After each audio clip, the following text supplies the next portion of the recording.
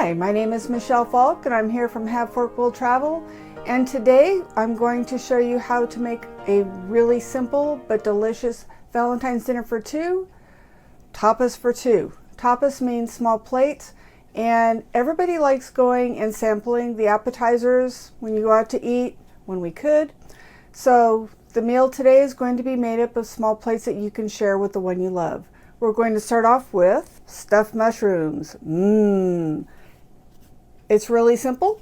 It's easy to do. It takes the same amount of time to bake as the other goodie we're going to make, which is bacon twists. And that is going to be bacon and pie dough or puff pastry wrapped around either asparagus or green beans, or you can even use zucchini, but we'll get to that in a moment. So we're going to start with the mushrooms. So you're going to need about a half a pound to pound of mushrooms, depending on how much you want to share or not share. I have a variety of button mushrooms that I've stemmed and cleaned, and you can just lay them out on the parchment paper. We're going to be moving them around in just a moment. So there's probably almost a pound there. They will reheat, assuming there are any left over, so you can snack on them the next day. And with Valentine's Day being on a Sunday, you can take the whole day to relax, enjoy, and munch. So we'll lay these out. And for mushrooms, some people say that you just need to wipe them off to clean them. You can actually wash them off in cold water. You don't want to submerge them because they will absorb water, but if you do it early enough in the day, you can take the stems out, save the stems for later. You can dice them up and throw them in a meatloaf or hamburgers, or in our case, we're going to use them a little bit later for the steak bites. So wash them, dry them off, make sure that all the water is off of them, and put them on a pan. I've coated a sheet pan with parchment paper so it's easier cleanup. You don't have to, or you can use tin foil, but I prefer parchment paper. It's easier just to clean up afterwards without as much mess. And sheet pan cooking is all the rage right now, so what we're going to do is do both the vegetables on the same pan. So we have the mushrooms there, and then we have a little bit of olive oil that we're just going to drizzle over them. We don't want to put very much because of what is going in for the filling. That is going to be butter, breadcrumbs, and cheese, which has oil in it, but you want a little bit just so that the caps don't dry out. If you want, you can always put the oil in a bowl and brush it on. We're just going for the quick and easy today, so we're just going to drizzle. So we'll let that sit for a moment. For the filling, we're going to use about a cup or 2 ounces of breadcrumbs. I'm using plain breadcrumbs, but you can use the flavored, like the Italian style if you want, but just use the plain breadcrumbs. Don't use the panko. We'll use that for the crab cakes in another segment. So on top of that, we're going to add about 2 cloves of garlic, or 2 tablespoons if you have a jar of the pre-diced or minced in your refrigerator. And we'll just throw that in. We have about a half a cube or 4 ounces of butter. It's softened, not melted.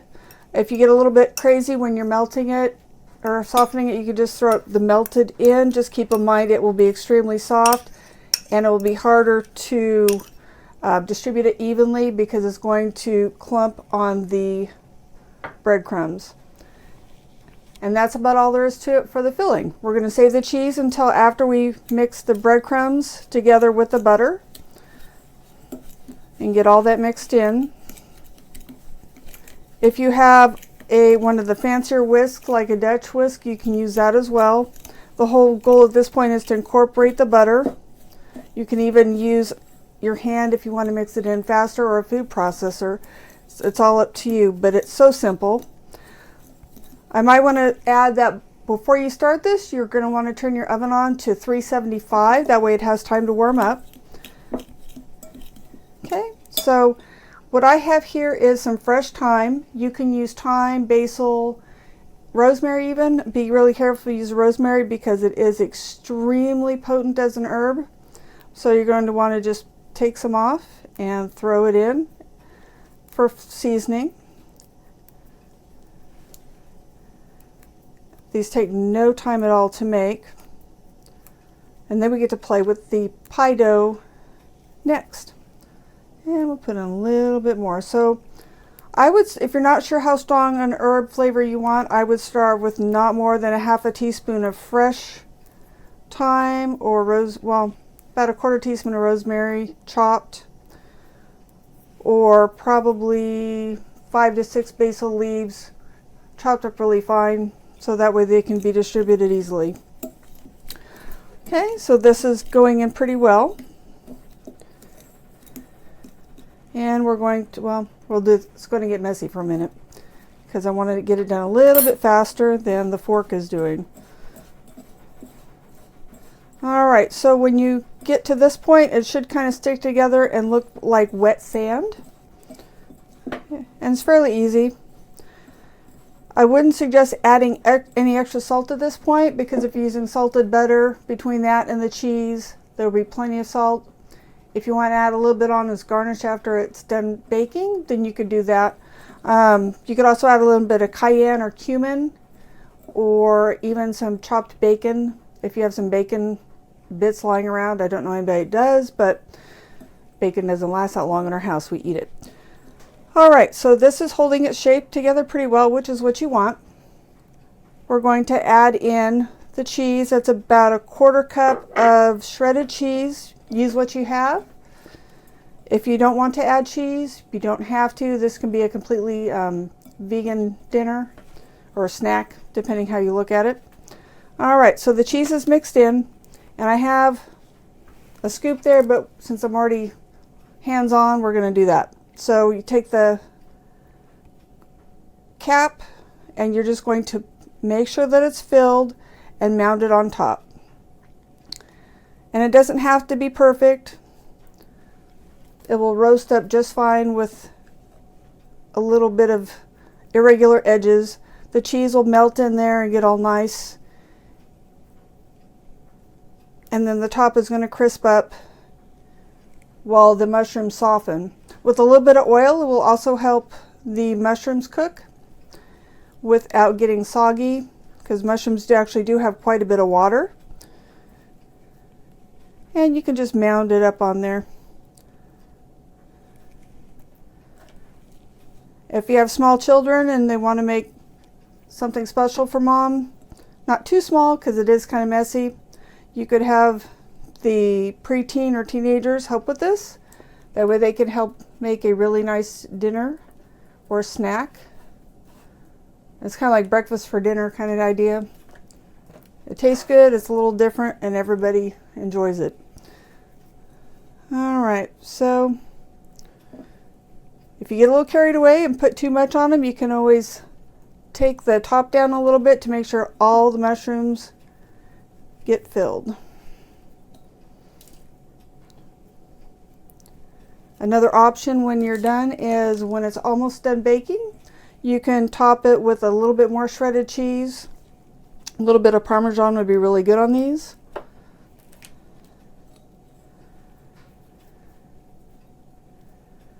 And we're almost done. Okay, give me a minute to get these finished, and then we'll set them off to the side and start on the bacon twists. All right, so we have the mushrooms cap stuffed and set off to the side on the sheet pan, and now we're going to start on the bacon twists. So, bacon twist, ooh, because everybody likes bacon. And that's one way to show somebody you love is to fix them something with bacon. So we're going to start off with either one sheet of puff pastry, or if you can't find that like I ran into earlier today, you can use one pre-made pie crust, and we'll just trim it down to the shape that we need. And that's a lot easier to find that than puff pastry, and it's easier to work with in my estimation. So we have about a half a pound of green beans that have been washed and tipped, and then also some asparagus that the ends have been broken off. You can save the ends from the asparagus and freeze them and chop them up and throw them into a soup. It's a good idea to try to save scraps from your vegetables. Throw them in the freezer in a Ziploc bag. When the bag is full, you have soup stock in the making. So from there, we're going to take as many pieces of bacon, divide by 3, well, times by 3 as either zucchini, asparagus, or green beans. So what I did for the bacon, because it's easier than trying to use a knife, is you take a piece of bacon and very carefully cut it into ribbons. You should be able to get 3 strips per piece of bacon.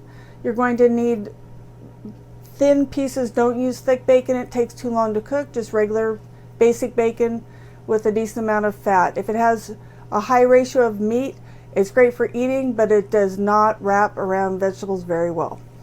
And then lastly, we're going to have 1 beaten egg that we're going to use to lightly brush the vegetables and pastry when we're done. So this is the fun part, but it's also the messy part. You're going to need to turn your pie dough into a rectangle. It'll make it easier to work with. And these little pieces that are left over, you can either use them for extra vegetables if that's what you want to do, or turn them into little pockets with cheese or whatever and bake them at the same time. If you have any breadcrumbs left from stuffing the mushrooms, you could combine that with more cheese, top it with some sesame seeds, bacon bits, or any sort of nuts, and make little snacks that way as well. So what we're doing is we're very carefully, and you can use a pizza cutter if that's what you want. I like doing it this way so I can control the thickness a little bit easier. But you're taking the pie crust and turning it into strips. And one of the things that I found with using pie crust over, say, a biscuit dough is it's not as sticky. It's about the same elasticity or stretchiness, but you can control it a little bit better.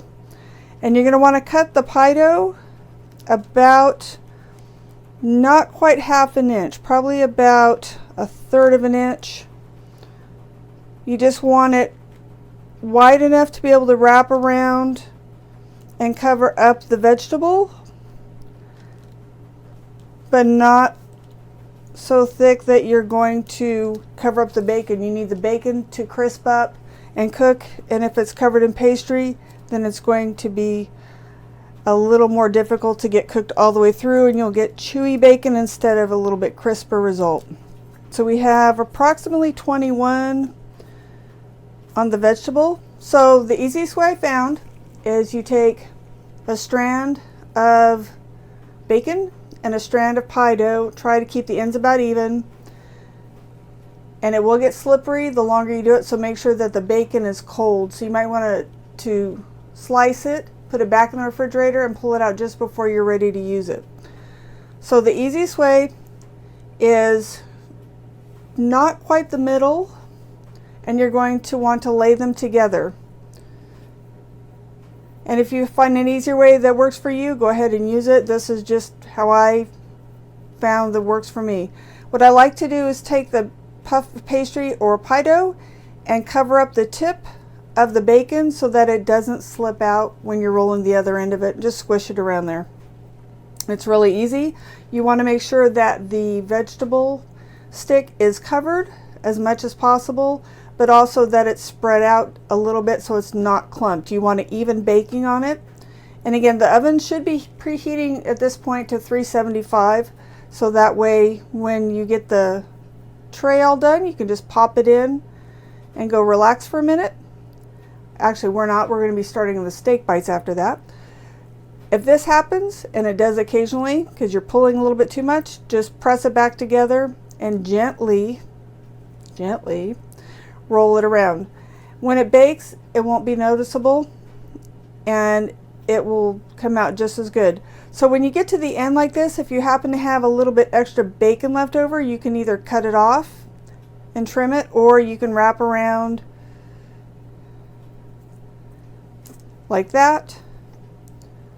And when you're done, just set it on the cookie sheet so that the loose end is laying down, because otherwise when it cooks it can unroll and it will still taste just as good, but it won't be quite as pretty. So we're going to go on to the next one, and this is, if you're doing green beans, make sure that you get as long ones as you can find and that they're straight. The curved ones are a little bit more tricky to try and wrap around. they will try to escape.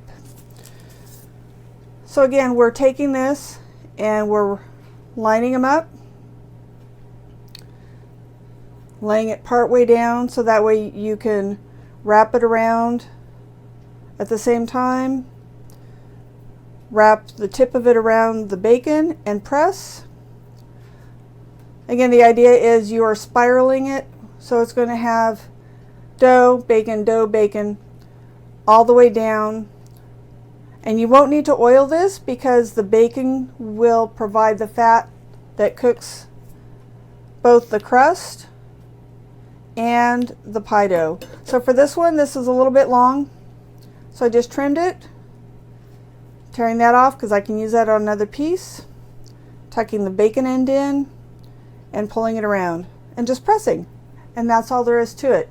Again, this is one of those, apparently I really enjoy having people help with making dinner or snacks. This is a good one for children, older children to teenagers to help with again, because little kids and bacon grease don't necessarily mix real well. So I hope everybody is going to try this. Like I said, you can use zucchini. Don't use a really dense vegetable like a carrot because they'll take too long to cook before the pastry and the bacon, and at that point you'll have undercooked carrot and overcooked everything else. And it will get slippery, and that's just part of putting your food together, but it is kind of fun. If you feel like being creative, you could try and do a twist on the twist. I'm not, but that's something you could experiment with as well. The main thing is to have fun with it. You're fixing a dinner for somebody that you love, and by taking a little bit of time to make everything come out right, they'll know that you care about them. So give me just a minute to finish this pile of asparagus and green beans, wash my hands, and then I'll show you the tray before we put it in the oven.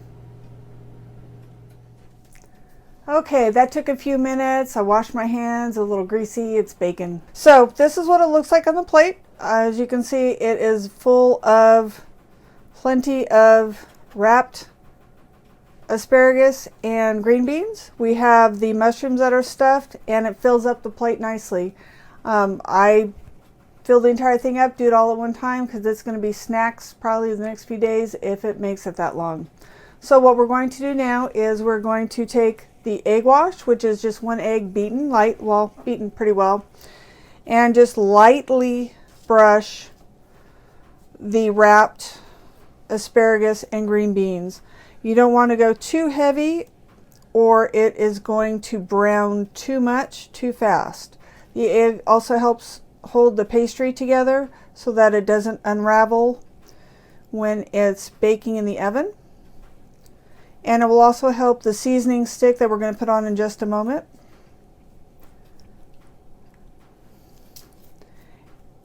And this is actually the most work that you're going to do for this dish is the wrapping and the brushing. You're just going to put it in the oven for about 30 minutes at 375, and that's it. It's real simple. You're going to let everything cool a little bit when it's done. It will help the pastry set up, and the bacon will be pleasantly crisp without being hard. And the pie dough will just basically melt in your mouth while you're eating it. It's really good. If you have somebody that is kind of finicky as far as vegetables, add bacon, and most people should enjoy it. Everything is better with bacon. All right, so last one. All right, so we have the egg wash on, and I'm going to do this with 3 different seasonings because we like flavor at our house. So you can do just a simple salt and pepper. We have pink Himalayan sea salt, and I'll just do this real quick on these few on the end here. We also have kind of a tandoori or Indian seasoning mix, so I'm going to add that on some of them.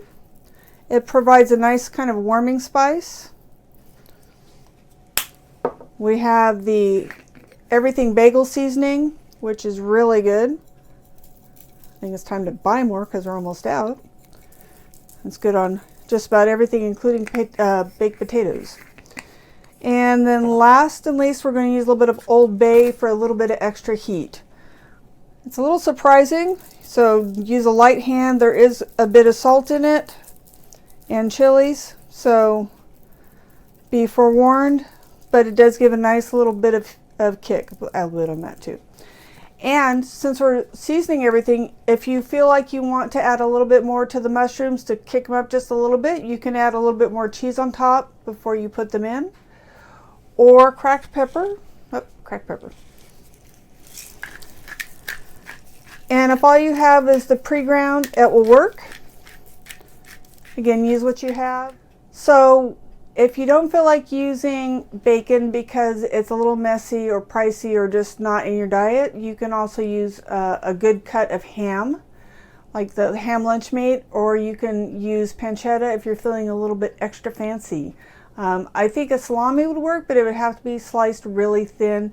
You don't want to use like a turkey lunch meat because it's not going to have enough oil in it to be able to brown the pie dough and cook it properly. You're going to wind up with dried out turkey and underdone pastry, and that's not good.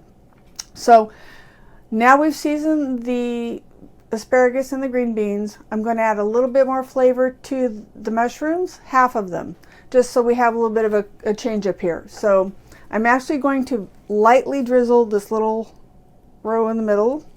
Just a little bit more, not much. There's plenty in the butter and in the cheese.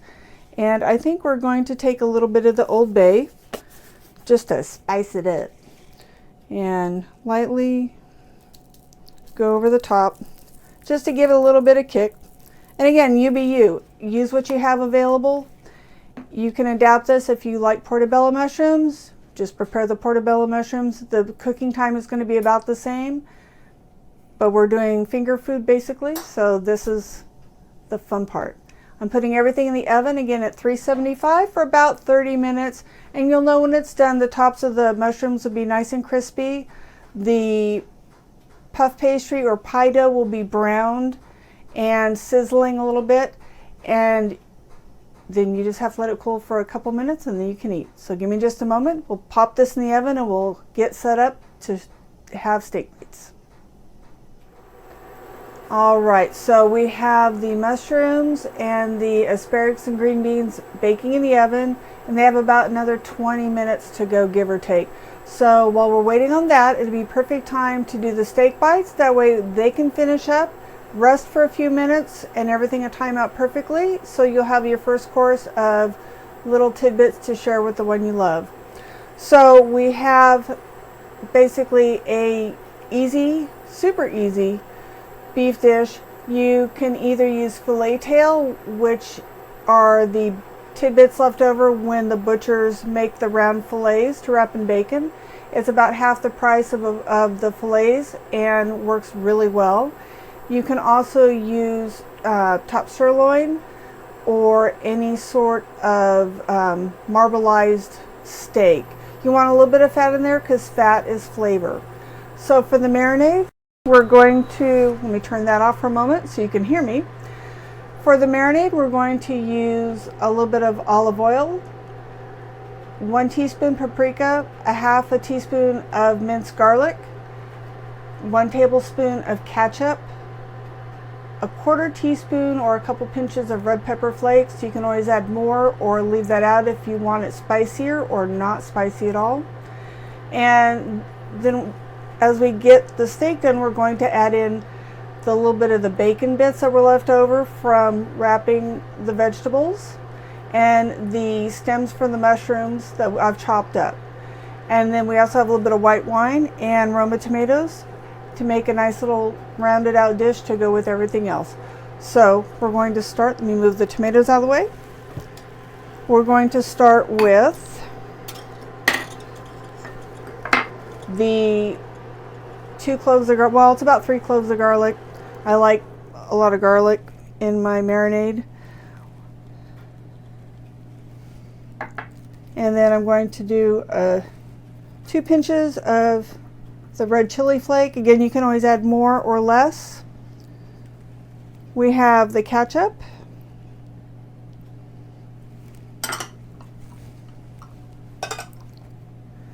And then this is about a little over a teaspoon of paprika. Not much, but again, we like the flavor of that, but I would say 1 teaspoon paprika is a good base to start off with to see if you like it.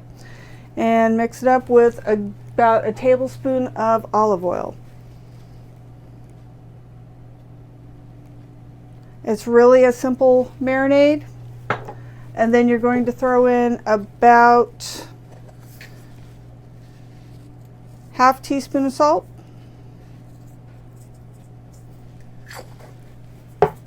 And a little bit of ground black pepper.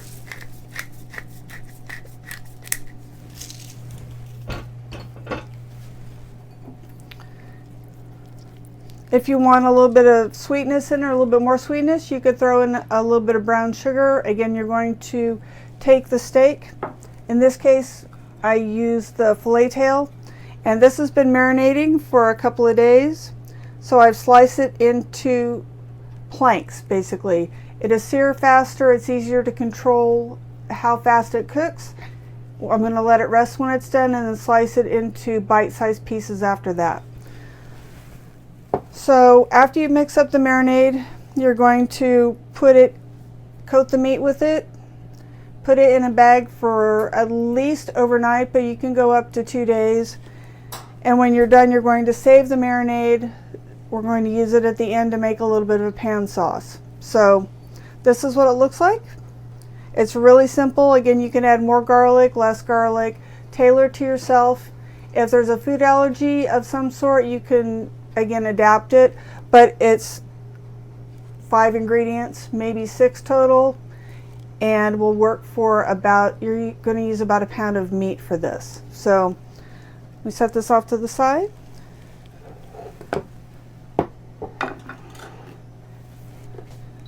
And now we turn this back on.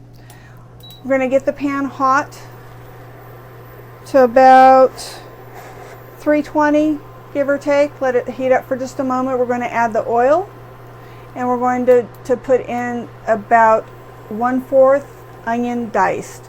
The idea is that way it will reduce down a little bit, start caramelizing, and then we'll throw the meat in, and that will also help season the meat just a little bit. So add just a little bit of oil.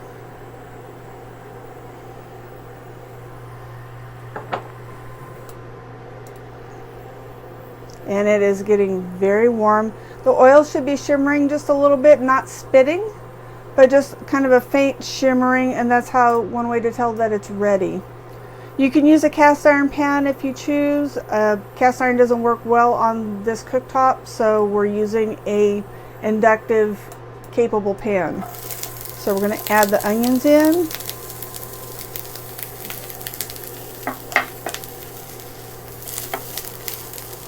And you don't want them to start browning just yet. You want them to start wilting a little bit, just cooking through. So if you need to turn the heat down from a medium high to a medium, go ahead and do so. And this will go pretty quick. You don't want to walk away because it will cook very quickly. You're going to let it go for a couple minutes, and then you're just going to move them off to the side. Because again, the whole idea is you're flavoring the oil, and then you're going to be putting the meat in that oil, so that will help give it even more flavor. You're cooking for the person you love, so you want to show your love with a good meal. Alright, so these are starting to turn a little translucent, and I'm going to move them off to the side because I want to give the meat most of the room in the pan. And here we go.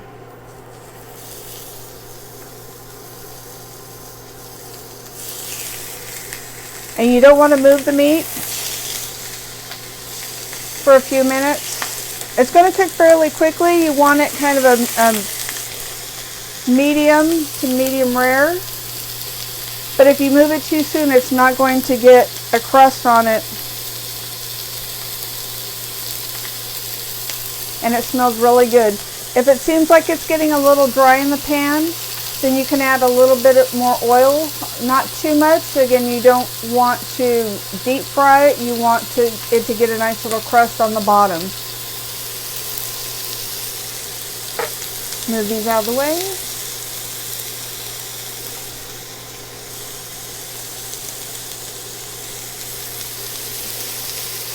All right. While we're waiting, I'm going to throw in the bacon, or a little bit of the bacon now and then a little bit later. Again, just for flavor, because that fat will render out and help season the meat a little bit more. But make sure you watch it, because bacon will burn rapidly when it gets to a certain point. All right, so we have the first piece that we put in. And it's starting to crust, so I'm going to leave it alone. That's the hardest part of cooking meat, is just letting it do its thing. Some people prefer to flip it every few minutes.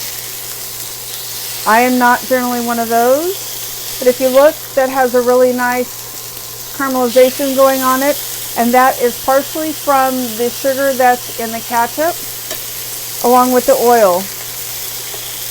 So watch your onions. If they seem like they're cooking a little too fast, you can always pull them out of the pan and set them off to the side. You don't want them to burn. The whole idea is flavor, not burning things. So this is cooking really well. I'm going to turn it down just a smidge. And beef will cook really rapidly. So this piece is almost done. And part of cooking beef is, or any meat, is you want to be able to give it time to rest when it's done. So what that means is you're going to put it on a plate or a pan and tent it for about 5 to 10 minutes. That way all the juices can redistribute through the meat, so when you cut into it, it's not dry. It's just nice juiciness all the way through. All right. So as you can see, these are caramelizing really well, getting a nice little crust on them. Let me grab a plate real quick so I can set these on it. All right, so we've worked through most of the pound of meat. We're on the last couple. And hopefully we can time it out so that it is done just before the timer goes off for the oven. So you can see these are nice and caramelized. They should be about a medium to medium rare in the middle, which is perfect for us. If you want it a little more done, you can cook it a little bit longer. You can also brown these and then stick them in the oven next to the sheet tray if you want them cooked a little bit more through. Just keep in mind the browner the meat is all the way through, the drier it's going to be. Even if you let it rest, it's still going to be a little bit too dry. But some people do prefer their meat brown all the way through with no pink at all. All right, so we're going to lower the temperature a bit. The meat is done. We're going to let it sit. We're going to easy tent it with a bowl. All right, so we have a little bit of oil and bits in the pan. So at this point, and there goes the timer. All right, so we've shut the timer off and let it time out about perfect. Another extra minute in the oven is not going to hurt them at this point. So I've added a little bit more oil. You can see the pan has caramelization on the bottom. So what we're going to do is add in the mushroom bits that were left over. And again, the stems, I hate to throw them out, they're really good. We're going to add the last few pieces of bacon bits that were left from wrapping up the vegetables. We're going to add in the 2 diced Roma tomatoes. Whoop. And what this will do, it's real cooking. What this will do is add a little bit of moisture to it. And then when that cooks down a little bit, we're going to add in the onions. We don't want to add them in right now because they're thoroughly cooked. We don't want to scorch them. And just to make it a little bit interesting, we're going to add in a little bit of white wine, about 2 tablespoons. If you don't want to use wine, you can use chicken stock or vegetable stock or even just water. The main thing if you add in alcohol is you're going to need to cook it to temper and cook the alcohol out of it. Otherwise you're going to get a harsh, like a alcohol burden when you have your sauce, and that is not very pleasant. So we're going to turn the temperature up to about medium just for a moment. We want this to come to kind of a simmer. It's going to evaporate some of the liquids. It's going to cook out the alcohol, and it's going to make the tomatoes break down a little bit to be a little bit of a pan sauce. And we're also going to add in the marinade. So I saved the marinade from earlier, and as you can see, it's a little bit of a paste, but it will add a tremendous ton of flavor in there. If you do this with chicken, you cannot add it directly to the pan. You're going to have to cook it separately and then add it in after. It's a safety issue. Poultry is very prone to uncomfortable things if you don't cook it properly. So in this instance, it's perfectly fine with the beef, and we are well underway. So as you can see, everything is starting to cook down a little bit, but we want it to be a little bit softer. And you can add in other vegetables if you want chunky zucchini, or this would be a good time to add in some a little bit of pre-cooked carrots where they're just barely soft. I wouldn't add too much because you want the beef to be the star of the show for this. So we have the sauce going, the marinade's going, and about another minute and we will add in the onions. But see how pretty that's turning? Nice and beautiful red. It's going to thicken up a little bit as you cook, which is what you want it to do. You want it to just gently kiss the meat. But you can also serve this over rice when you're done, or serve it with some crusty French bread for dipping into the sauce along with the beef. Or you can even pour it over some pasta and have it that way. It's pretty versatile, but it will pair nicely with the mushrooms and the vegetables. Alright, so I'm going to put the onions in. See how they're nice and caramelized? So we're going to put those in on top. The white wine will have reduced down and cooked out, and that's going to thicken up a little bit as it cools. Alright, so this is about done. We're going to turn it low. So we just want to keep it warm. And let me move this out of the way. And get a knife, and we're going to slice up the meat and put in. Actually, we're going to turn that off for the moment. Alright, so let me get a cutting board and a knife, and we'll slice up the meat and throw it in. Okay, so I started dicing up the meat. Again, it was cut into planks, so it's quicker to cook and easier to maintain the degree of doneness that we want. What you're looking for is somewhere in between this, which is kind of a pink in the middle, but it's brown around the edges. Or you can go a little bit darker where it's just faintly pink, but mostly done. Any further than that, it's going to be a little bit chewy. If you use a little bit better cut of meat like the filet tail, then it's going to be a more tender cut because the fat is more evenly distributed. Just make sure you cut it against the grain when you're cutting it into bite-sized pieces. Now, these last little bits on the plate probably will not go in here because I think somebody put in requests for sandwiches tomorrow, so I'll save that aside. But you're going to want to put at least 3/4 of the pound in the pan. That way you have enough to share and make a nice presentation. So let me get this last few pieces cut up and put in there, and I'll pull the vegetables out of the oven. We'll dish it up and you can see what the end result is. Oh, hang on just a minute. I have to eat this. So we've pulled out the vegetables and they've cooled off a little bit. The pan sauce is all set to go. So when you're all done, you have this lovely plate of vegetables that are also wrapped in puff pastry or pie dough. The crust is really light and melts in your mouth. The bacon's cooked perfectly, and the vegetables are just tender, but not so much that they're going to fall apart. We have the mushrooms. I'm not going to take a bite of them because they're still way too hot. I just pulled them out of the oven. And last and least, we have the beef tips with the pan sauce. And again, this is a really easy, quick meal. You can time it out, and you can even prepare some of it the day before. So on Valentine's Day, you're just getting in the kitchen for about an hour, putting everything in the oven or letting it rest, and go. You'll be able to find the recipes on www.forktravel.com. And remember, life is too short for bad food. And don't forget to check out the other 2 sections for the Valentine Tapas, dinner for 2, small plates for sharing. Well, I hope everybody had fun making the appetizers, but now we're going to do the drinks that go with the appetizers. So we have a strawberry basil mule and a mocktail sangria. So we're going to start with the Moscow mule. Actually, it's a basil strawberry mule.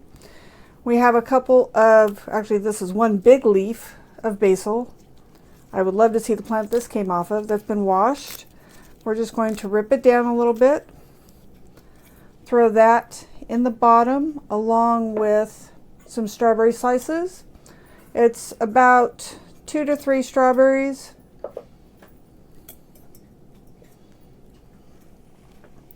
And we're going to put in just a little bit of vodka.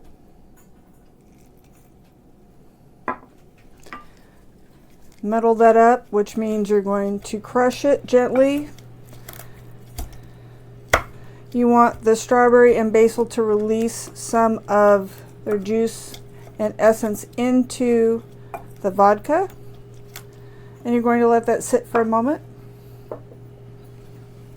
Okay. While we're letting that sit, we're going to mix up the mocktail real quick. There's no alcohol in this. It's totally fine for even children to have. It's just basically fruit juice with a little bit of extra fizz. So we have about 2 cups of diced fruit. There's strawberries, pear, apple, blood orange, and lemon. You can also have blueberries, raspberries, whatever you have handy. We're going to start though with 1 tea bag, black tea, and 8 ounces of water, and we're going to let that steep for just a few minutes.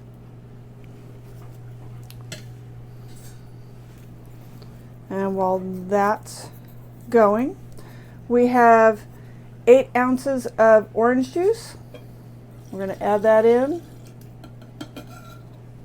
8 ounces of cranberry juice. This is cranberry mango because I wanted a little bit extra tropical flavor in there.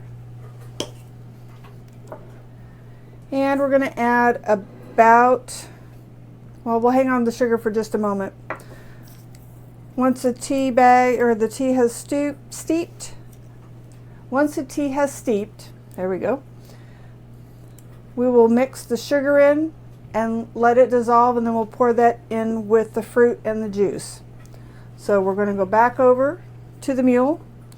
So everything has been mixed up in there with the little bit of the vodka.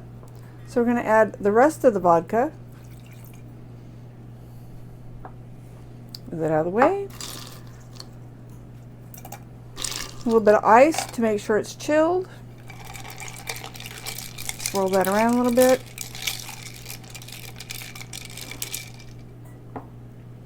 And we're going to add a little bit of ginger beer. And that's all there is to making a mule. Now you can double the recipe if you want, or you can add a little bit more ginger beer if you don't want it quite as strong.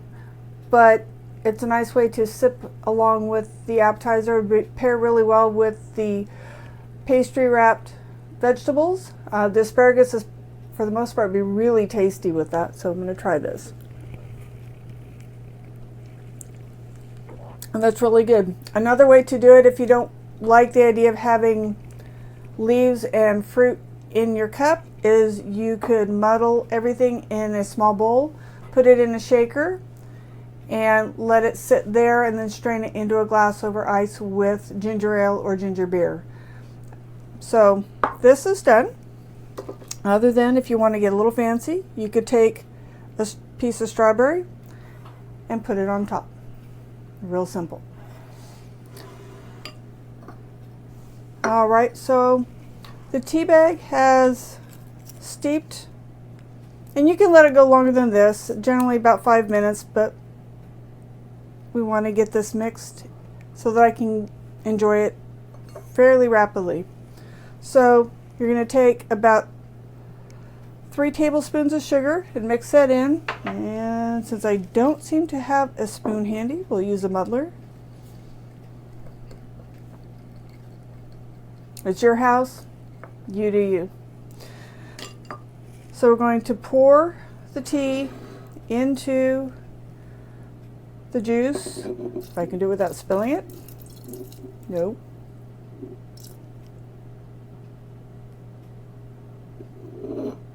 And there we go. Alright, let me wipe this up real quick. Always try to keep a neat station.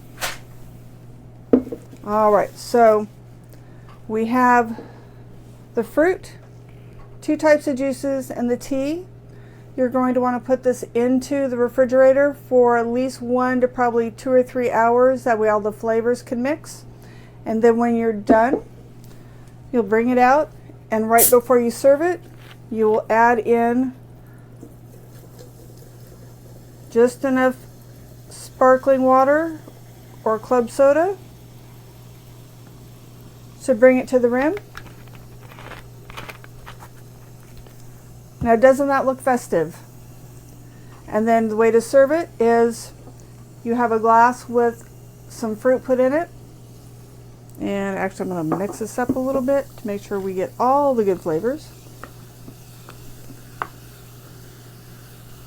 And it smells heavenly.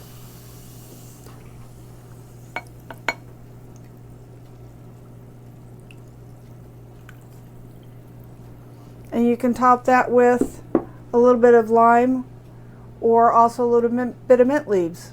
But doesn't that look nice? A nice, cool, because we're almost at summertime before you know it. And it's pretty darn tasty too.